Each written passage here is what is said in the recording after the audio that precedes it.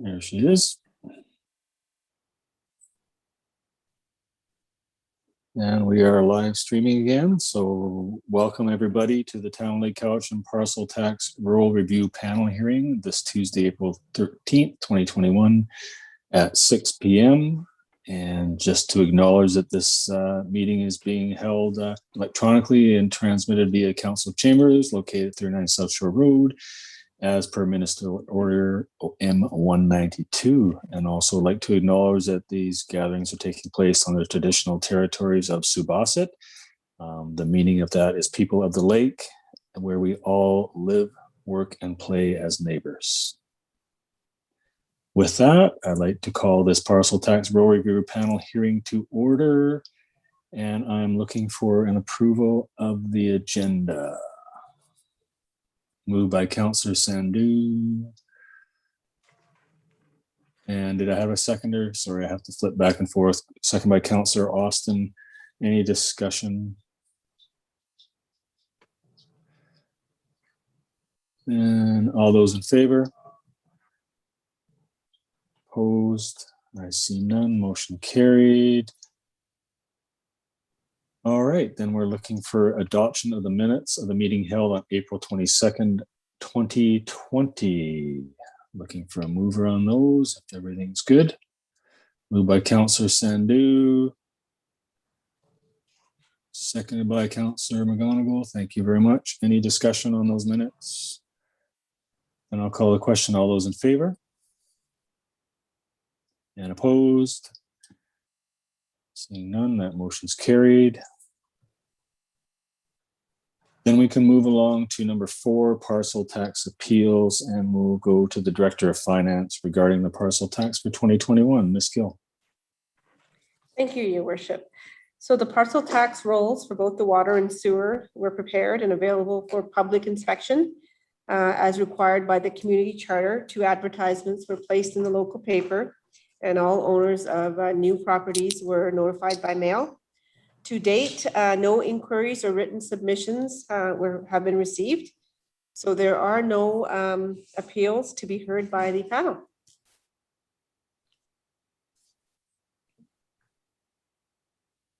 Okay. So we would just need a motion to approve the parcel tax rolls as presented. Moved by Councillor Bomaka. And sorry, do I have a seconder? Councillor Sandhu. Any questions? Councillor Sandhu? Oh, no? Okay. All right. Any further discussion? And all those in favor? Opposed?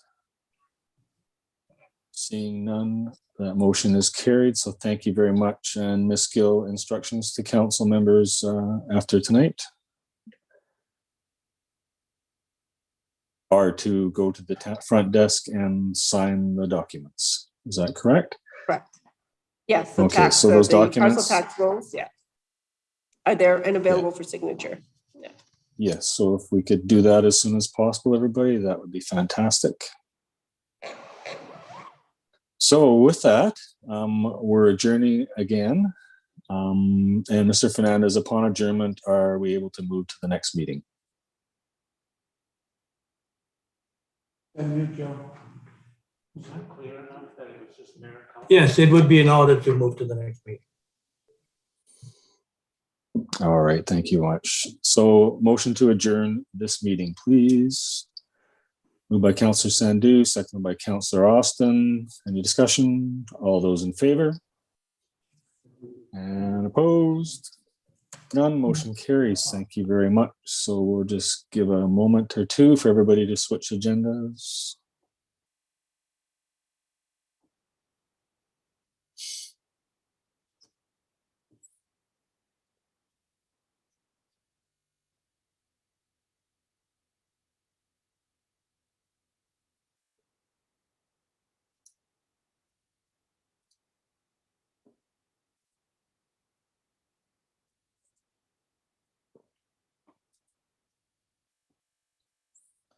So before we get going then, Just to acknowledge once again, this meeting is taking place on the traditional territories of the Subasset.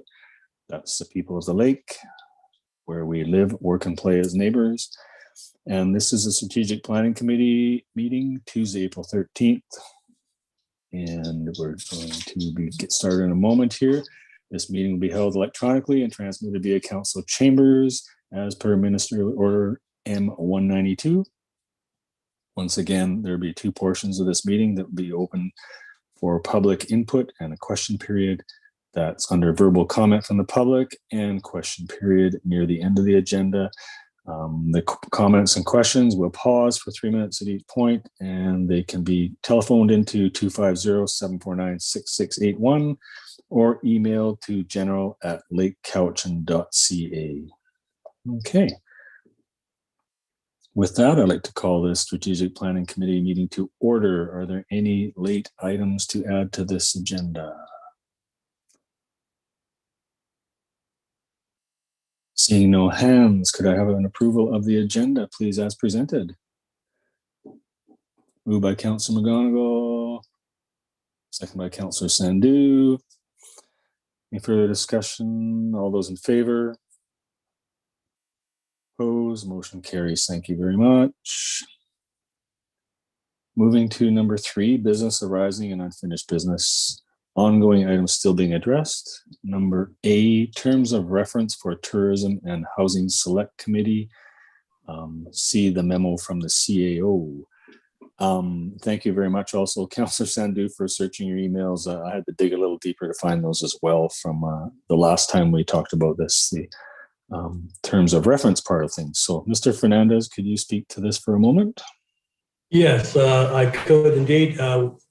The terms of reference for tourism and the housing select committees were provided to council at the last committee meeting. And at that point, I think it was asked that it be referred to this meeting. And as you can see, I've also prepared a short memo under reports. So you may want to deal with the committees in terms of reference at that point or now. It's up to you. Or you want to pull the memo up? I think if we could move. I think we can deal with.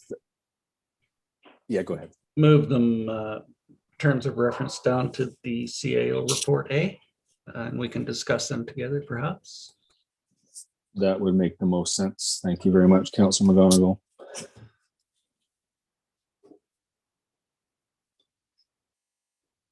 Okay, so I made a note of that, and we'll get that when we get there. So with that, then let's move on to item 4, which is delegations, and that's where we have our town contract planner, James Van Hemert, and he's going to speak to us today about the housing needs assessment. Mr. Van Hemert. He should be with us momentarily. We're doing some switching of chairs.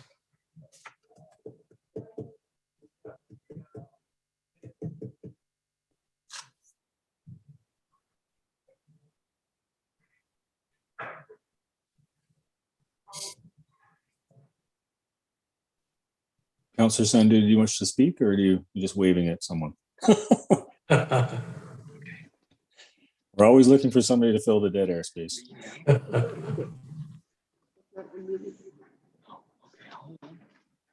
We'll get this done. No, I think it's good. Leave your speaker on.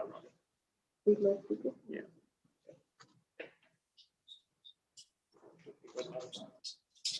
Are we good now?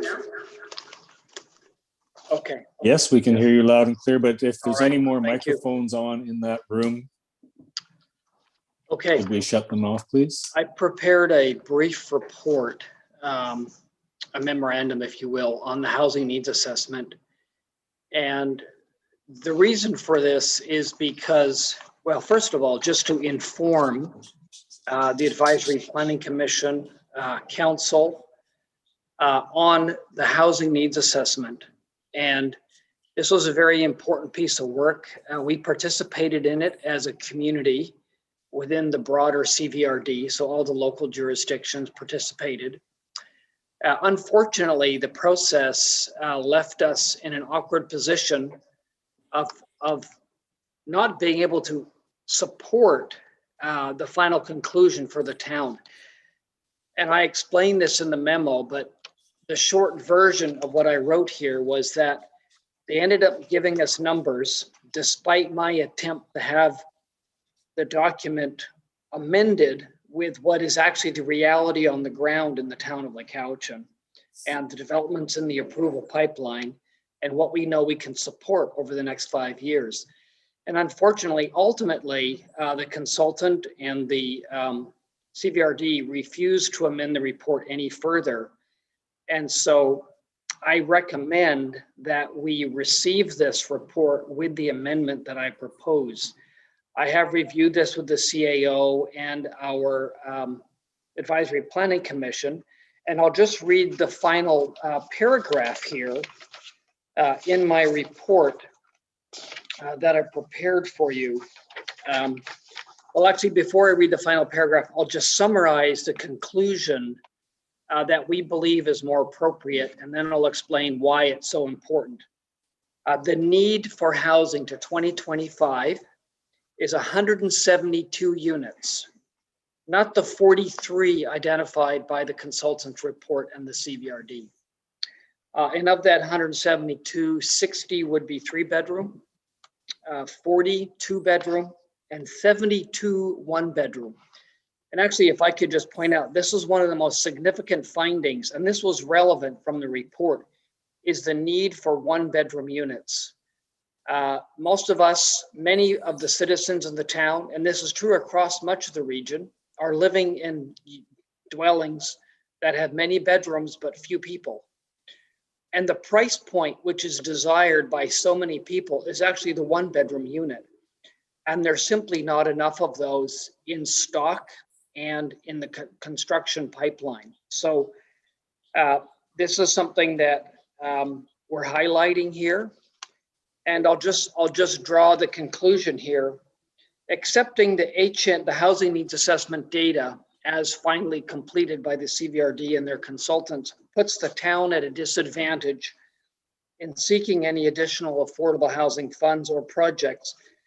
It provides incorrect information to developers who are seeking to provide affordable housing in accordance with the official community plan. So when myself and Joseph Fernandez sit down with developers and we try to work out what the appropriate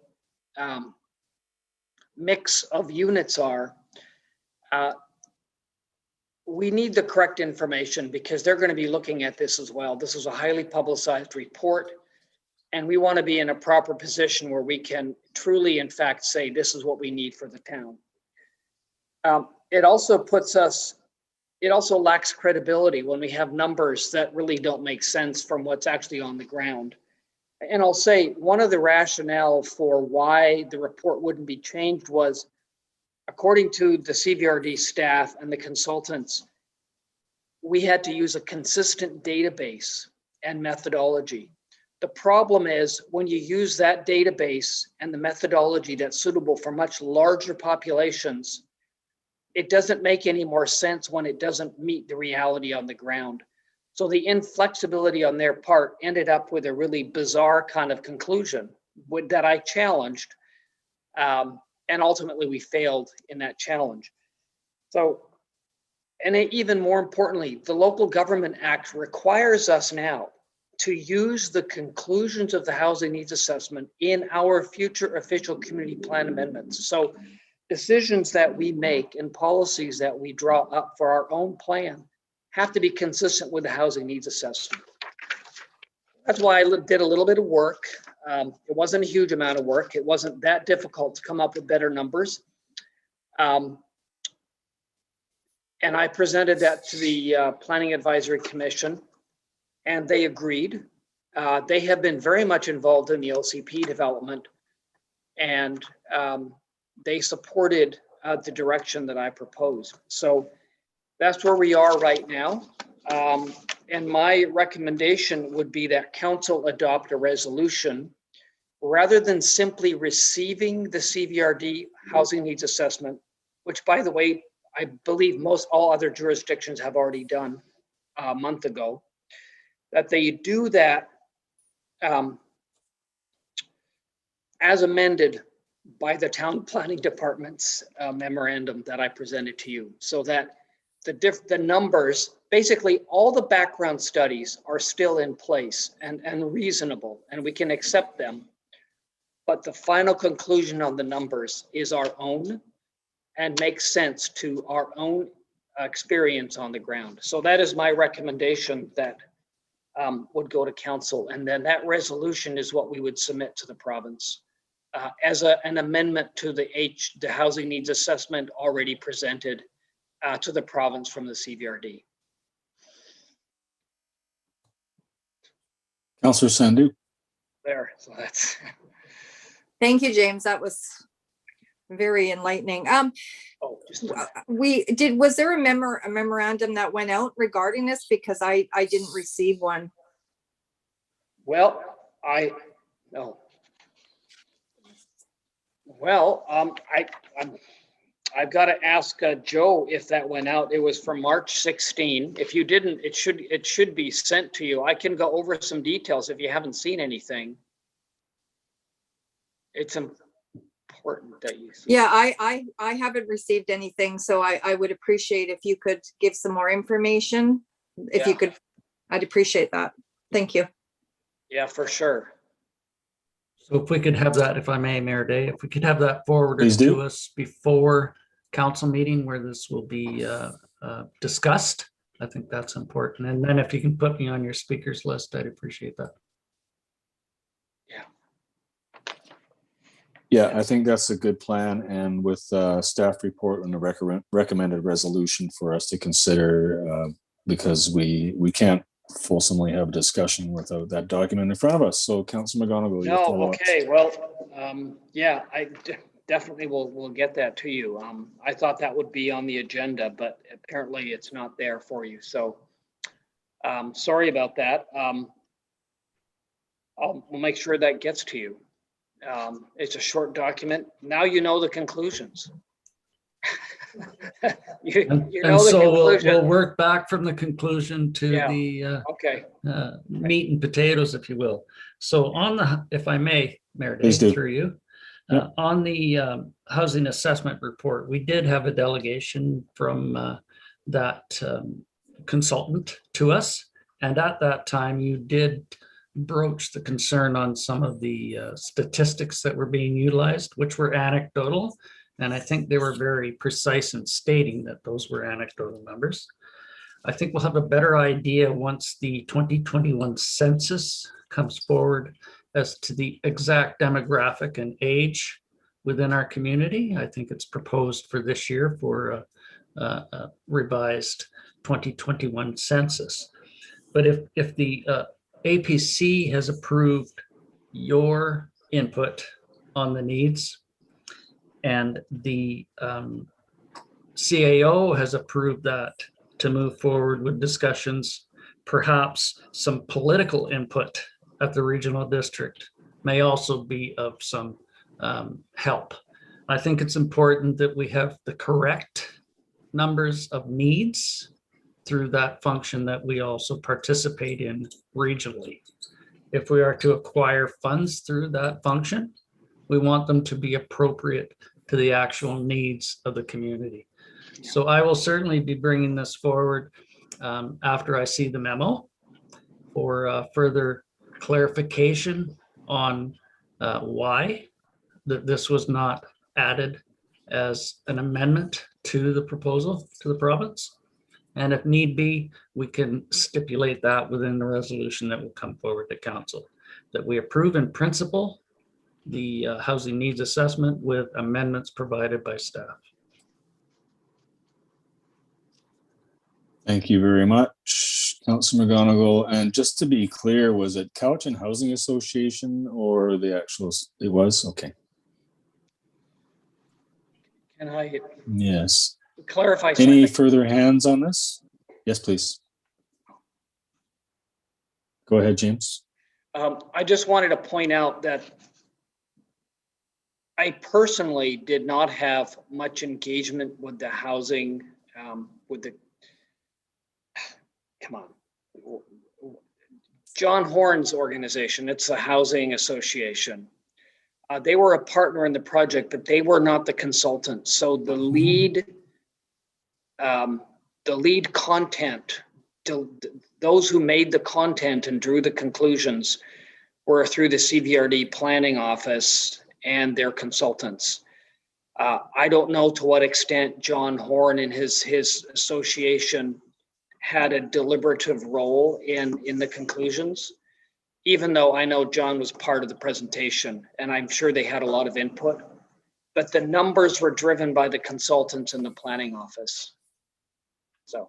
But just for clarification, those will also Okay, reside. thank you, James. Any? Sorry, Oops, those will go ahead. also reside within the Couch and Housing Association for funding opportunities in the future. So I think it's important that the numbers be clarified for the actual need within the communities that it's served. So that's my point on the Couch and Housing portion. Aside from where the consultant resides within the planning department, the ultimate funding would come from that function. So it's important that those numbers be correct for the needs within our community.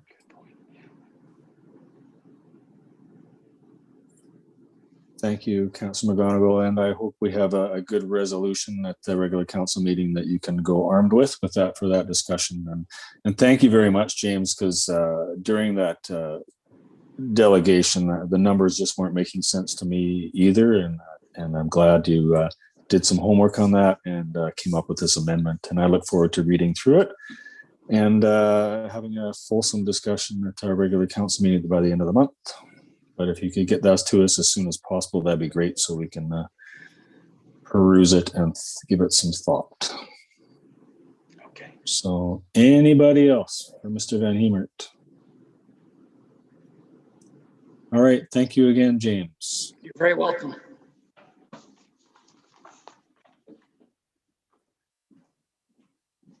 Okay, so that leads us into correspondence and nothing on the agenda. And that then leads us to verbal comment from the public on subsequent agenda items.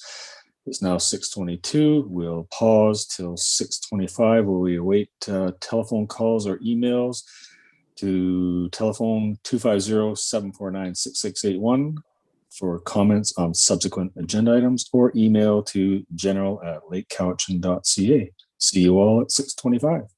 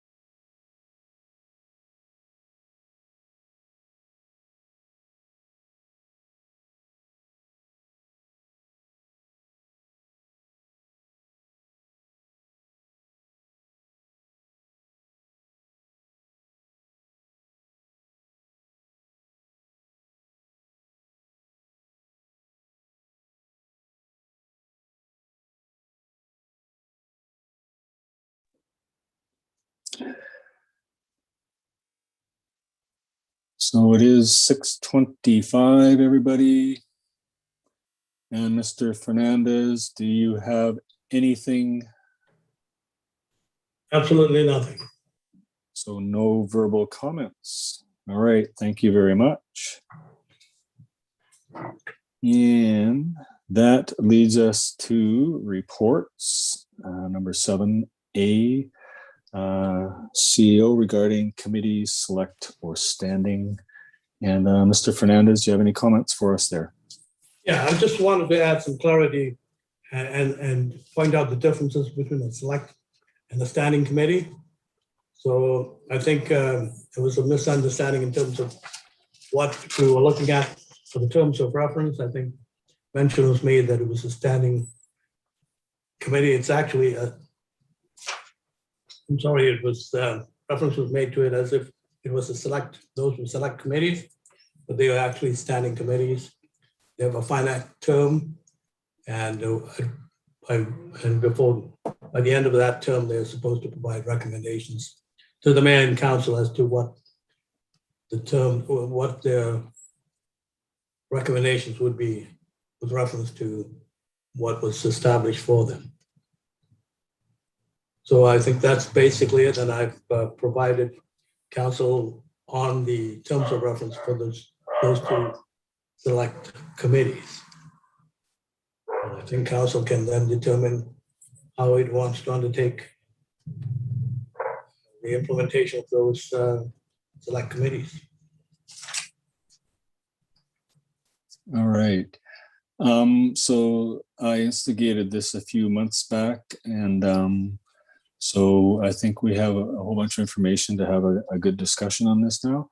And the one thing that I do know, and that's why I put it forward as select, is that the staff does not have the capacity to work on these issues, and it's not really in our wheelhouse to address this. So, but in order to get some feedback from the community, I thought this could be a way forward, and to help support information gathering and recommendations to council for anything that we need to do moving forward. So I will leave it at that. You've seen the terms of reference that were sent out a while back. And so let's open it up for discussion if we can. Councilor McGonigal. And I will start. Thank you very much. First of all, I think regardless if it's select or standing, there will be staff input just to ensure that we're following policies, procedures, OCPs, and subsequent legislative avenues that are required. I know that during our strategic planning session, we did identify capacity as a problematic area, and I'm glad you mentioned that. But having said that, and already participating in the housing function within the regional district, for instance, we just heard that from our planner, and participating in the tourism function within not only the CBRD, but our own local area.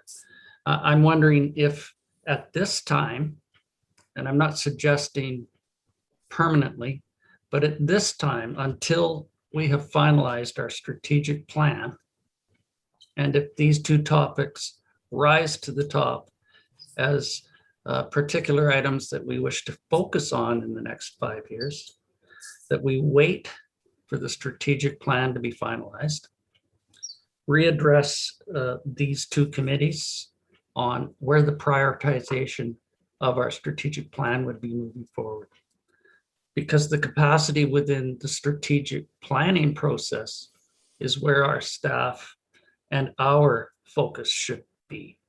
And I'm glad you said staying within our lane, because as you know, housing is a provincial and federal jurisdiction. We do our best to do what we can policy-wise, bylaws, OCPs, etc. I'm not suggesting that we not have public input, but I think there's other avenues aside from select or standing committees where we could utilize that through our when and if we can get together in public meeting areas. That could be a topic for discussion there, where we could have focus of one or two topics on that and have input through a planning charrette, for instance.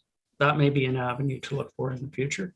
But I think it's important that we focus on the strategic plan moving forward and then readdress this once that's hashed out.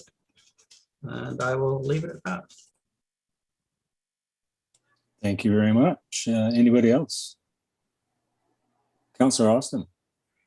Oh, yeah. Right, I'm turning myself off. Yes, I totally agree. I don't think we really need these two committees at this time. Our facilitator said the other night, wow, you guys are doing a lot with what you have, with the staff you have and the finances you have. And I think we hear enough on, I'm sure you get some stuff on your Facebook page. I'm not much of a Facebooker, but I'm sure you hear about housing needs and tourism items on there as well. I think we all know that people can't afford high rents, and the tourist end of it, as I said last year at the meeting we had the other day, the roundtable, people didn't want to go downtown to the parks. I had people complain to me they couldn't take their grandchildren to Saywell Park or Central Park, you know, because they don't live on the river or the lake, and things like that. So you're going to get the half of the people want a lot of tourists here, and the other half do not. So I think we already know most of that, and we know that there's going to be those two sides to the story. So I don't think we should have another standing committee, and especially not on housing, because as Councillor McGonigal has said, that's a federal provincial area, and it's not in our mandate. We do know more housing is needed, but I'm not sure what else we can do than what we're doing right now. Thank you. All right, thank you very much. And Councillor Sandu. Thank you. I'm not in favor at this time also of these two standing committees due to our staff's time. And I think with our strategic planning committee, I think some of this can actually be part of that in discussions. And also Councillor McGonigal talking about a public meeting in the future where, you know, a couple items of this can be on the agenda for discussion. And but at this time, I don't support this.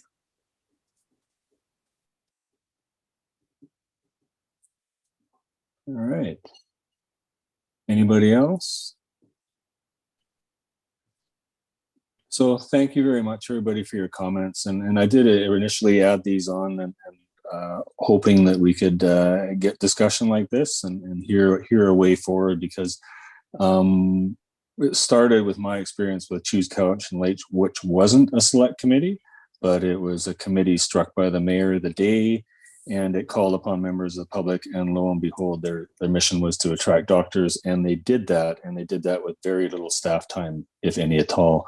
And then the Couch and Lake Elder Care Society, which is moving forward with a project for some seniors housing, that was struck as a select committee and then decommissioned as well once they grew some legs and could figure out how to navigate the waters themselves. And I don't know if Councillor McGonigal is still on that committee or not.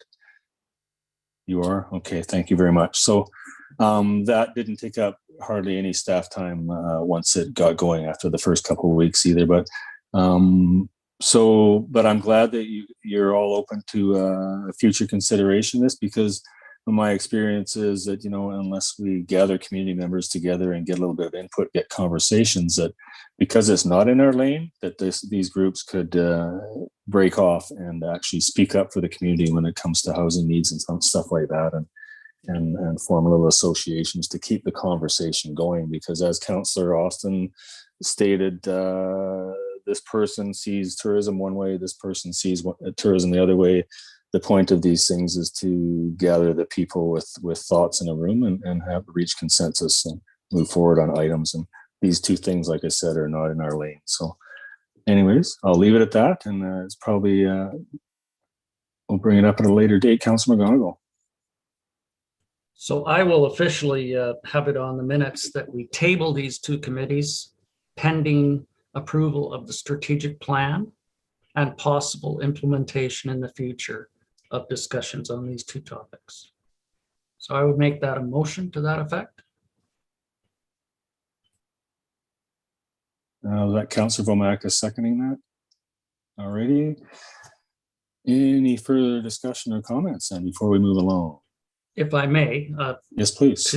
to clarify, and again, I don't suggest that these are not important topics, but I think that with the strategic plan, that will give us the focus on where we move in these two topics, and how the funding, because there will be funding needs regardless in the future for either tourism amenities or housing application amenities that we spoke of previously.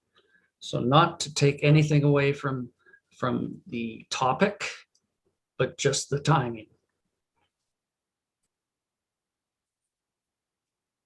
All right, thank you. And so all those in favor of the motion put forward to table these two topics for future discussions, all those opposed, anybody opposed?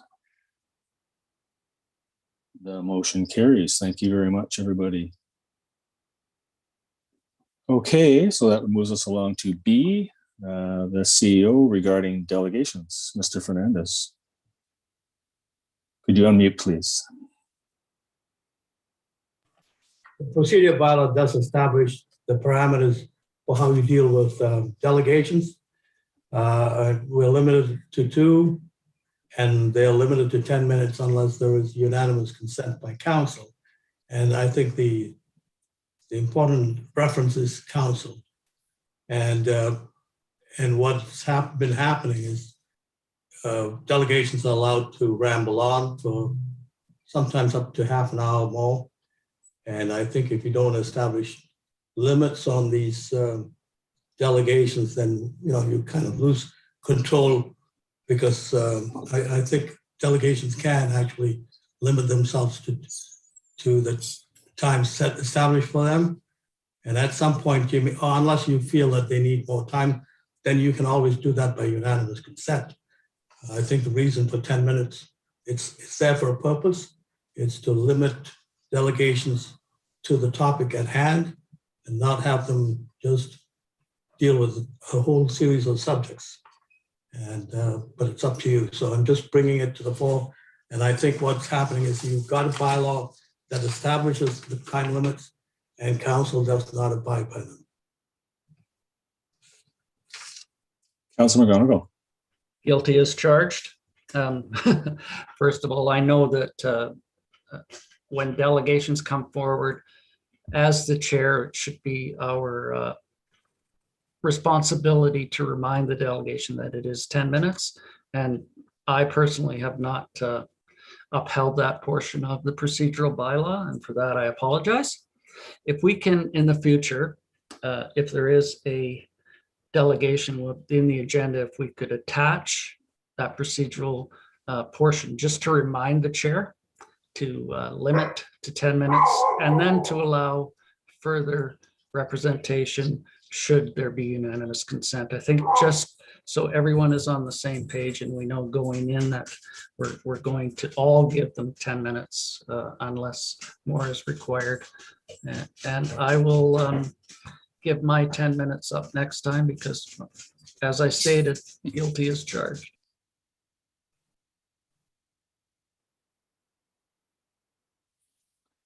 Any more hands? Councillor Austin? And Councillor Sandhu after that. Yes, I totally agree with that. We made that decision quite some time ago. And if we're getting the person's report or PowerPoint in advance, we can look through it and read through it.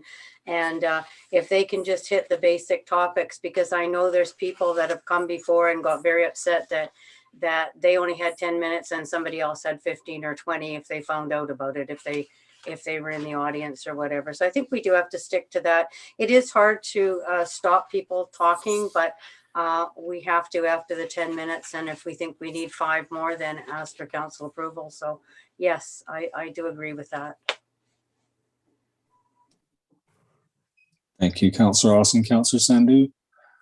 Yeah, I mean, I support this motion and if we need extra time but you know, we don't get often too many delegations and a video along with it and whatnot. So as long as we if it's getting close to 10 minutes and if we need more time, then I really want to support these delegations that come before us. I mean, I've sat in meetings where it's an hour. And it is what it is. The presentation is what it is. And we have to be respectful of people that come before council to, you know, give us a presentation of something. So I just don't want to be like this. And because I don't really have an interest in it or whatnot, or I know what's going on. So follow the process, but we have to be open to giving extra time. Thank you very much. Okay, so if that's it for comments, yeah, and guilty as charged as well, I'm sure once or twice in my time, but we do have a policy, and you know, and not only respect to the delegations, but also respect to staff and ourselves. You never know when we could be challenged with long evenings and staff with long days, so we just need to keep that in mind and ask for the unanimous approval if it appears that delegations are going to go over. And good thought, Councillor McGonigal, in advising people in advance and making sure we do that as chairs. So that's just good chairmanship. So thank you. We can move on to item number 8 now, COVID-19 stakeholders roundtable sessions. I did supply you previous to this agenda a list of what I thought I heard in my notes, and I just wanted everybody to have a look at it and bring anything else forward that may have been missed in that conversation or issues that we'd like to discuss either tonight or move them to a future agenda. So with that, I'll leave it to the people at the table if they have any comments. Hello. Councillor Austin? Hi, sorry. Yeah, they're just Councillor the one Austin. part. Yes.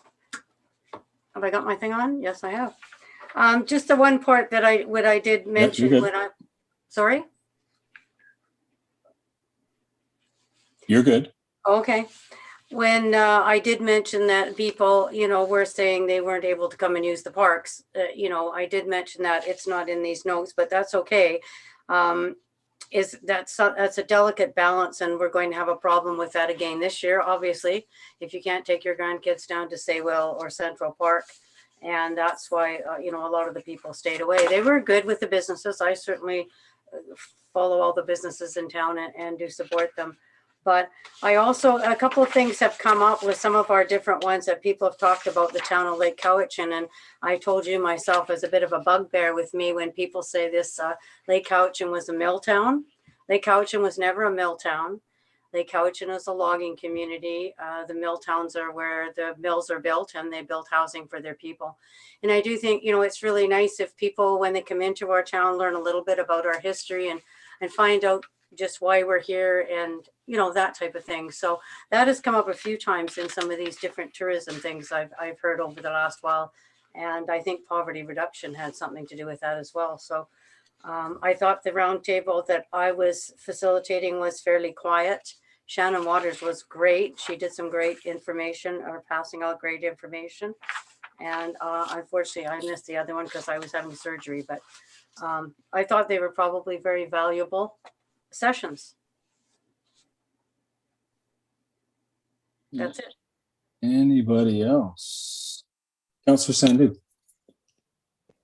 Yeah, I thought they were good working sessions. The second one I thought was really important with Dr. Waters, just, you know, going over COVID stuff and our fire chief, you know, expressing his concerns with the department members not being vaccinated yet. So I'm hoping that message will go further. And so now it's, you know, what do we do with these roundtable conversations? And for me, I think my biggest concern from last summer was parking all over Lake Cowichan, the boat launch. As I said, people are parking all along North Shore Road, up Lambs Hill with their boat trailers. So to me, and say, well, parks. So to me, parking is our biggest issue with tourism, that this has got to be our main focus from now until tourism starts, is allow staff to do what they're doing. And yeah.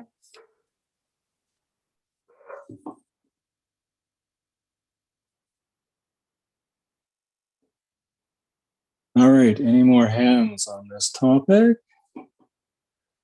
There was one thing that I was hoping to bring up with the Ministry of Transportation, and I don't think they arrived. Well, I know they didn't arrive. And that was, I was wondering if we would be looking for some no jumping or no diving signs for the bridge abutments, or if we want to raise that as an issue. I know it seems to be a rite of passage in the community, but I always go, ooh, that looks like it's kind of risky. So that's one of the issues that I've seen growing over the years, and it just looks like risky business to me. And so just to do our due diligence, or the Ministry of Transportation, is there a possibility to get signs put on the abutments, the bridge? Councillor Sandhu? when I was on the last time, 2005 to 8, it was addressed then, and signs were put up, but it was diving signs, pictures of diving. And I remember saying to council then, well, people will be like, I wouldn't dive anyway, so I guess I can still jump. So I think the message was not quite what it should have been with no jumping. So I think having that is a great idea. And but kids are going to do it anyway. I mean, unless the police are there to enforce it, whatnot. But if we put if the proper signage can go up, no feet first jumping, then maybe we got a chance. Yeah. I think what happened too with that signage that you're speaking of is it got buried when the bridge was renewed. It got buried with another sign or a reflective bumper so that cars didn't hit that. I just noticed that it got buried underneath there. So maybe that's something the superintendent could encourage a discussion with his friends at the Ministry of Transportation and see if they have anything, because it is their bridge.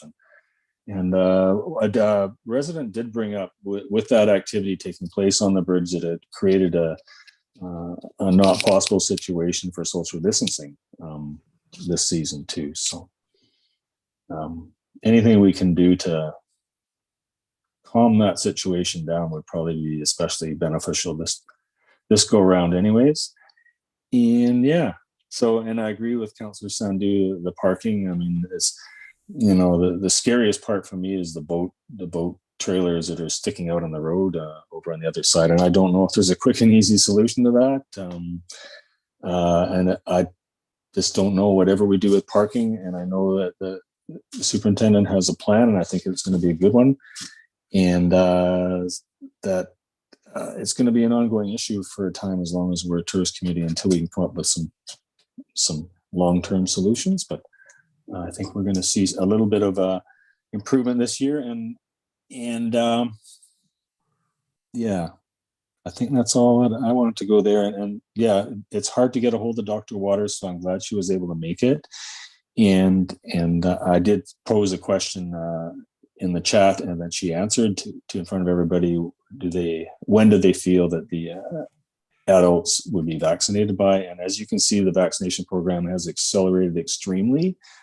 And they're starting to offer it in pharmacies and communities, not ours yet, but the AstraZeneca, is that the name of that one, is being available in pharmacies, and we may or may not see that come to our community as well. Just to finish up all the vaccination rounds, I noticed that my group opened up yesterday, and I'll be phoning tomorrow to make my appointment. And so end of June is the prospective date when they hope to have all adults down to the age of 18 vaccinated in the province. And the supply is really good. So barring any catastrophes, that should happen. And we thank Dr. Waters for being there. And I think everybody needed to hear her message too. So with that, I heard parking and the bridge were two things that are in our wheelhouse to deal with. We heard Mr. George Gates from the Chamber of Commerce saying they were going to support their businesses, and most businesses do regulate themselves, so I trust that that won't be an issue. Well, everybody will just be doing the best they can, as they did last year once everybody got organized. It was probably a tough start for everybody last year, but I think that everybody's got this down pat now and will do their best to adhere to whatever ministerial orders are in effect at that time. So, and that was also brought to light by Dr. Shannon Waters too, that this is a fluid situation and it will change daily and weekly and monthly up until the tourist season begins. So thank you. I'm babbling now and I will stop. And any more hands?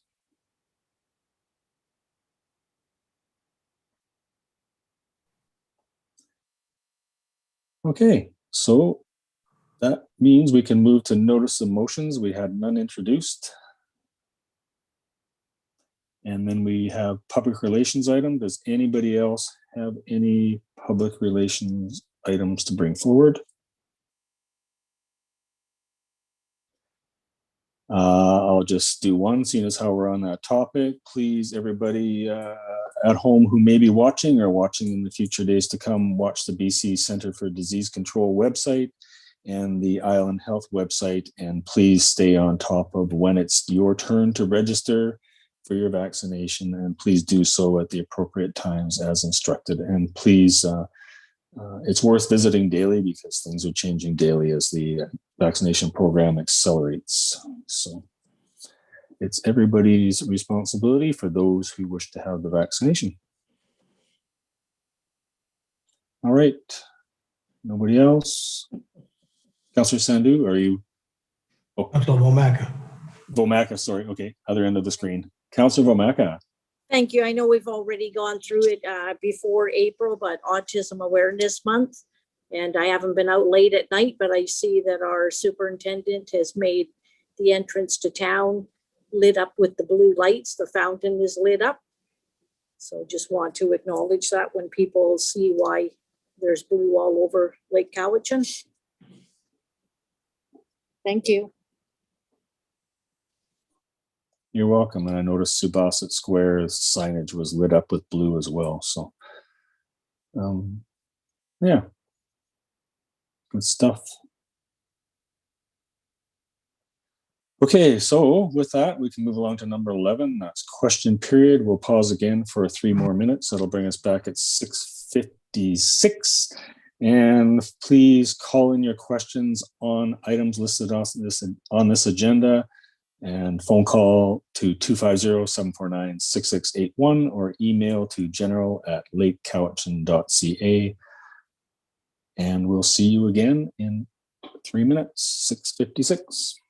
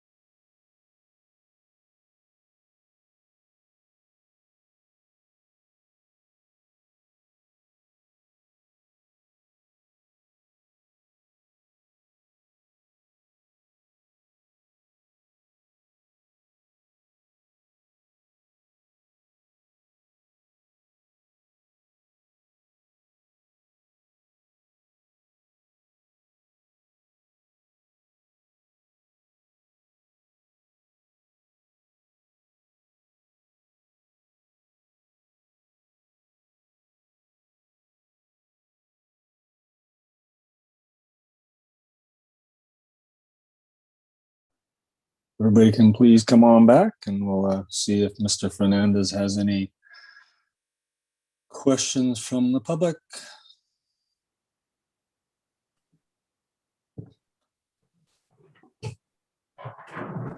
Mr. No Fernandez. No questions from the public. All right.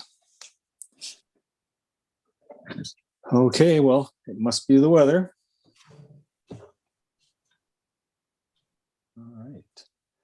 So then we'll move along, everybody, to number 12, and that's in camera. And Mr. Fernandez, could you introduce the reasons we're going in camera tonight? And indeed, Section 92 of the Community Charter requires that before a meeting or part of a meeting is to be closed to the public, council must state by resolution that the meeting is to be closed on the basis of Section 91K of the Community Charter on the proposed provision of a municipal service. Okay, with that, and I'm looking for a motion to move in camera. And did I see a hand? Councillor Vomaka, seconded by. Sorry. Who seconded it? Second by Councillor Sandhu, thank you.